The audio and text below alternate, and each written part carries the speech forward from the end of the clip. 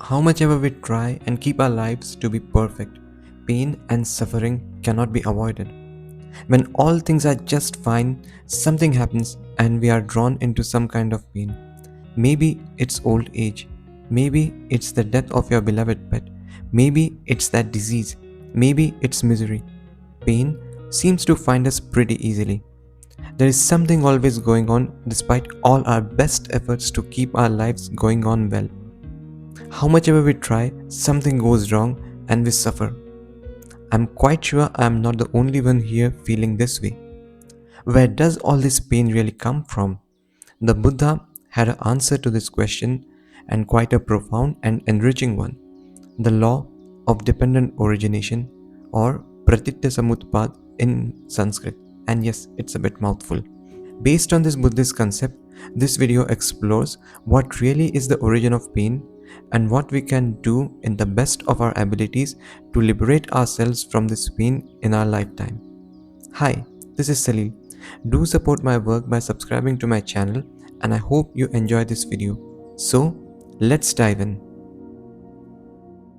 Though the fact that pain and suffering are an integral part of human existence is accepted by most of the thinkers, both Eastern and the Western, the diagnosis of this malady is not always the same. The origin of life suffering is explained by Buddha in the light of his special conception of natural causation. Here, Buddha proposes a causation with 12 links, which in the end lead us to the root cause of suffering. According to it, nothing is unconditional. The existence of everything depends on some conditions. As the existence of every event depends on some conditions, there must be something which, being there, our misery comes into existence.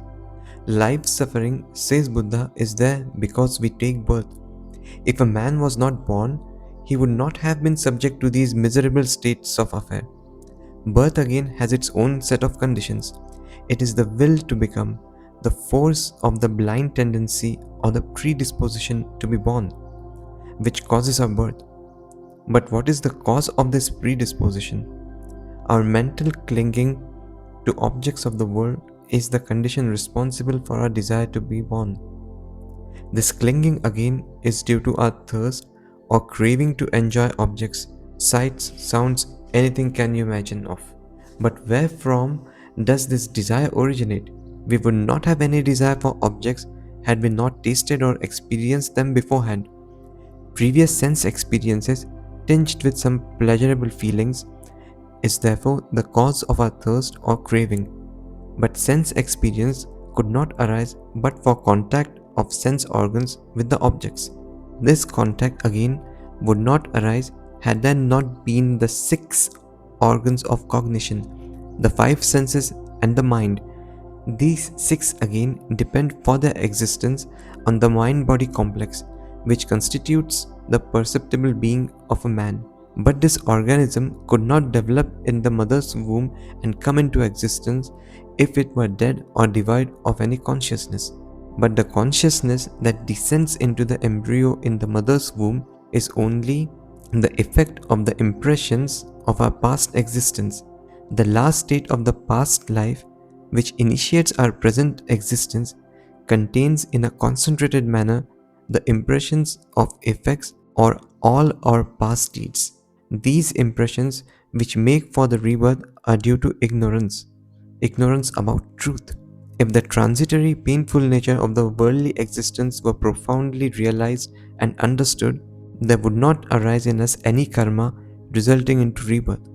Ignorance, therefore, is the root cause of impressions or tendencies that cause rebirth. Thus, we have 12 links in the chain of causation.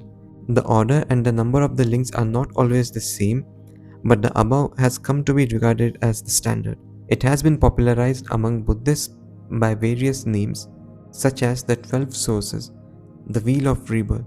Some devout Buddhists remind themselves even today of this teaching of Buddha by turning wheels which are made to symbolize the wheel of causation.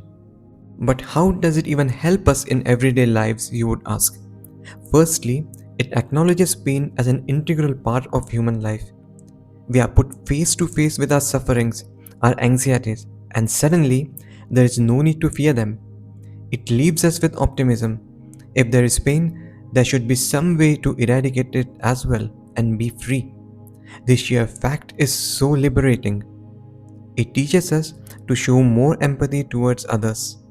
Like you and I, every other soul has some kind of pain and is struggling to cope with it. It teaches us to be more tolerant and caring. Last but not the least, it gives us a better perspective towards life. It makes us more stronger, more resilient. Knowing the true nature of pain, it makes us capable of handling pain in a better way. In a world where we are busy constantly chasing something, where we are constantly in some kind of hustle, this is our chance to let go, to introspect. And when we do so, we see that there is actually no difference between pain and pleasure. So, next time when you are in pain, just remember it is temporary, and eventually that shall also pass away.